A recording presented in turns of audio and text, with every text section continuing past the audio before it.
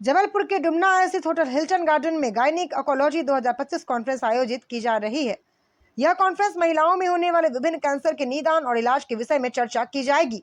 इस कॉन्फ्रेंस को संगठन का gynaecological oncologist of India, Jabalpur obstetric एवं गायनेकोलॉजिकल समिति एवं शहर के कैंसर रोग विशेषज्ञ डॉक्टर आशीष गुप्ता द्वारा आयोजित किया जा रहा कॉन्फ्रेंस में भाग लेने हेतु देश भर से ख्याति उपलब्ध कैंसर रोग विशेषज्ञ आ रहे हैं।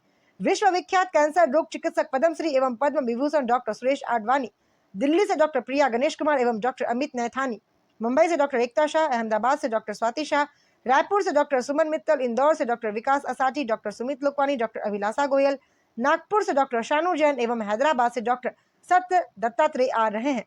डॉक्टर आशीष गुप्ता ने बताया, इस कॉन्फ्रेंस में विशेषतः स्त्रियों के कैंसर रोगों को किस तरीके से शुरुआती अवस्था में चिन्हित किया जा सके, सर्जरी नवीनतम तकनीक जिसमें लेप्रोस्कोपिक एवं रोबोटिक सर्जरी शामिल है और टारगेटेड थेरेपी, इम्यूनोथेरेपी सभी पर चर्चाएं की जाएंगी। इस कॉन्फ्रेंस में मुख्य तौर पर जबलपुर शहर एवं आसपास के शहरों से आए हुए गायनेकोलॉजिस्ट एवं मेडिकल कॉलेज के पोस्ट ग्रेजुएट रेजिडेंट्स हिस्सा लेंगे। इसमें टाटा मेमोरियल हॉस्पिटल मुंबई की आंखों पैथोलॉजी की प्रोफेसर डॉक्टर एकता शाह, शहर के पैथोलॉजिस्ट एवं मेडिकल कॉलेज के पैथोलॉजी रेजिडेंट्स के साथ उनको पैथोलॉजी की नवीनतम तकनीकों के बारे में चर्चा करेंगे। रिपब्लिक रिपोर्ट चैनल के लिए जुबेर शेख, जबलपुर की खबर। 23 नवंबर को जबलपुर में एक गायनिक ऑन्कोलॉजी संगोष्ठी आयोजित की जा रही है। ये आयोजन AGOI association of gynaec oncologist of India, जॉग्स जबलपुर ऑब्स्टेटिक गायनिकोलॉजिकल सोसाइटी और डॉक्टर आशीष गुप्ता के द्वारा किया जा रहा है। ये जो कॉन्फ्रेंस है, इसका उद्देश्य महिलाओं के अंदर कैंसर की जागरूकता को बढ़ाने के लिए है और हमारे शहर के जो गायनिकोलॉजिस्ट हैं और जो पैथोलॉजिस्ट हैं, उनके अंदर जो नवीनतम तकनीक है कैंसर के चिन्हन की और उसके लिए अवेयरनेस के लिए ये आयोजित की जा रही है। इस कॉन्फ्रेंस के अंदर स्वयं पद्मश्री पद्म भूषण डॉक्टर आडवाणी सर आए हुए हैं और उनके अलावा देश भर से बहुत विख्यात गायनिक ऑन्कोलॉजिस्ट आ रहे हैं। कैंसर की जागरूकता को बढ़ाना सबसे महत्वपूर्ण है। आज के हाल में पूरे के पूरे जनमानस के मन में यदि हम किसी को बोलते हैं कि इस व्यक्ति को कैंसर हो गया, तो सबसे पहला विचार आता है हमारे मन में कि अब ये व्यक्ति नहीं बचेगा। सबसे पहला सवाल आता है ना, सबसे पहला विचार आता है कि ये नहीं बचेगा। जबकि अब कैंसर ऐसी बीमारी नहीं है कि किसी को कैंसर हो गया है तो नहीं बचेगा। कैंसर को या तो जड़ से ठीक किया जा सकता है यदि वो अर्ली स्टेज में है, या फिर उसको कंट्रोल किया जा सकता है यदि वो आगे की स्टेज में। जहाँ पे पहले सर्वाइवल 1 महीना 1.5 महीना था, आज हम वो उन बीमारियों का सर्वाइवल आज 3-3, 4-4, 5-5, 10-10 साल है। तो ज़रूरी है हम जितना ज़्यादा जागरूक होंगे उतने ही हम देखिए, डॉक्टर्स जो है गायनिकोलॉजिस्ट या कोई भी डॉक्टर होता है, वो पहला पॉइंट ऑफ कांटेक्ट रहता है। मरीज सबसे पहले गायनिकोलॉजिस्ट के पास आए, उसको कोई स्त्री रोग परेशानी होगी तो गायनिकोलॉजिस्ट के पास जाएगा।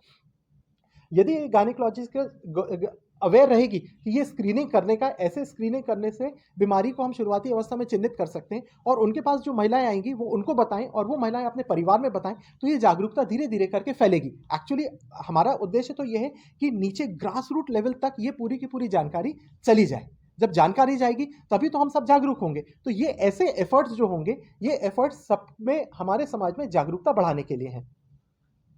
किस एज में आकर ये स्क्रीनिंग टेस्ट कराया जाता है? अलग अलग कैंसर्स की स्क्रीनिंग अलग अलग उसमें होती है। तकरीबन 21 बरस के ऊपर से अपने को स्क्रीनिंग कराने का होता है। 21 साल के ऊपर से हर पुरुष और महिला को अलग अलग चीज़ों की स्क्रीनिंग करानी चाहिए। तो अंदर घुसा ना डॉक्टर साहब, जब टेस्ट कराने जाते हैं ना, तो अलग तो 13, 14, 25 टेस्ट होते हो तो करा दिया। अब कोई ऐसा टेस्ट कराया जाए जिससे इसकी संभावनाएं या कोई ऐसे लक्षण दिख रहे हैं उसी में शामिल हो, या अगर कहे जाए कि इसके कैंसर के लिए अपन टेस्ट करा रहे हैं, वो जो स्क्रीनिंग है वो कैंसर के लिए स्क्रीनिंग है। जब आप करते हैं स्क्रीनिंग तो वो कैंसर की ही स्क्रीनिंग होती है। तो जो भी जांचें होंगी वो इसी बात के लिए होंगी कि वो उस अंग में कैंसर है अथवा नहीं। बहुत स्पेसिफिक जांच होती है जी। कैंसर तो अभी तो है, अभी तो आया नहीं। कैंसर तो बहुत पुरानी बीमारी है। अब आप ये बताइए सर कि इतना इस पे आप लोगों ने रिसर्च किया है, इतने आप लोगों ने इसमें प्रैक्टिस करी, सब कुछ किया है।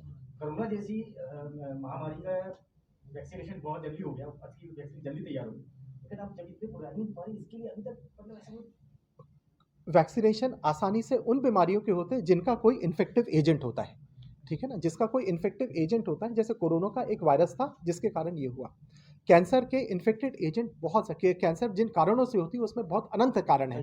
अब उन अनंत कारण में आप स्मोकिंग का कोई वैक्सीनेशन नहीं बना सकते, आपने वसा यदि आपकी अधिक हो रही है उसका कोई वैक्सीनेशन नहीं बना सकते, आप कसरत नहीं करते उसका वैक्सीनेशन नहीं बना सकते, आप शराब पीते उसका वैक्सीनेशन नहीं बना सकते, आप अपनी जीवन शैली को बदल सकते हैं जिससे कैंसर होने की संभावना को कम कर सकते हैं। कुछ कैंसर होते हैं जो वायरस के कारण होते हैं, उन वायरसेस के अगेंस्ट वैक्सीनेशन अब आ गया है, जैसे हेपेटाइटिस बी के कारण लिवर का कैंसर होता है, हेपेटाइटिस सी के कारण लिवर का कैंसर होता है, और ह्यूमन पैपिलोमा वायरस के कारण गर्भाशय के मुख का कैंसर होता है। तो ये जो कैंसर्स हैं इनके अगेंस्ट वैक्सीनेशन अब उपलब्ध है, जिनको देने से हम इन कैंसर से बचा सकते हैं। सर आडवाणी सर कब तक आएंगे? सर बस अभी आने वाले हैं बस। 6 बजे